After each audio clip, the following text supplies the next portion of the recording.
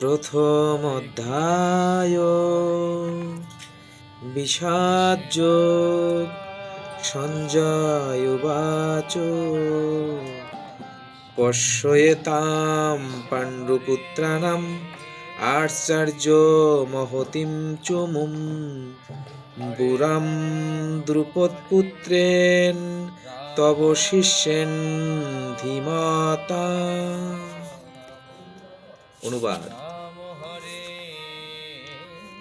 হে আচার্য, পাণ্ডবদের মহান সৈন্যবল দর্শন করুন, যা আপনার অত্যন্ত বুদ্ধিমান শিষ্য দ্রুপদের পুত্র অত্যন্ত দক্ষতার সঙ্গে ব্যূহের আকারে রচনা করেছেন।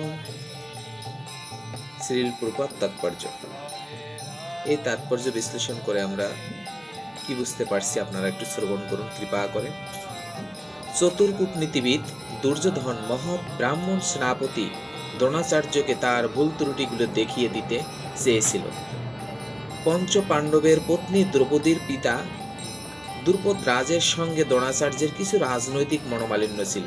সেই মনোমালিন্যের কারণে দ্রুপদ এক যজ্ঞের অনুষ্ঠান করেন এবং সেই যজ্ঞের ফলে বরপ্রাপ্ত হন যে তিনি দ্রোণাচার্যকে হত্যা করতে সক্ষম এক পুত্র লাভ করবেন।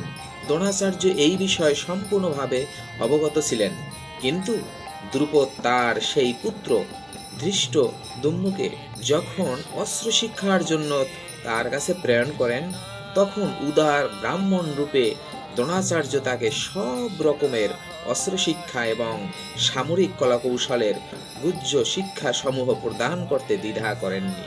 এখন কুরুক্ষেত্রের যুদ্ধক্ষেত্রে ধৃষ্টদ্যুম্ন পাণ্ডবদের পক্ষে যোগদান করে তাদের সৈন্যব্যূহ রচনা করেছেন, যে কৌশল তিনি দ্রোণাচার্যের কাছ থেকেই প্রাপ্ত হয়েছিলেন। দ্রোণাচার্যের এই ত্রুটির কথা দুর্যোধন তাকে স্মরণ করিয়ে দিল, যাতে তিনি সতর্কতার সঙ্গে আপোষহীনভাবে যুদ্ধ করেন। এর মাধ্যমে সে এটিও মনে করিয়ে দিল যে তিনি তার প্রিয় শিষ্য পাণ্ডবদের বিরুদ্ধে যুদ্ধ করতে যেন কোনো রকম কোমলতা প্রদর্শন না করেন। বিশেষত অর্জুন ছিলেন তার সবচেয়ে প্রিয় ও মেধাবী শিষ্য। দুর্যোধন আরো সতর্ক করে দিতে চেয়েছিল যে এই ধরনের কোমলতার ফলে যুদ্ধে অবধারিতভাবে পরাজয় হবে। হরে কৃষ্ণ।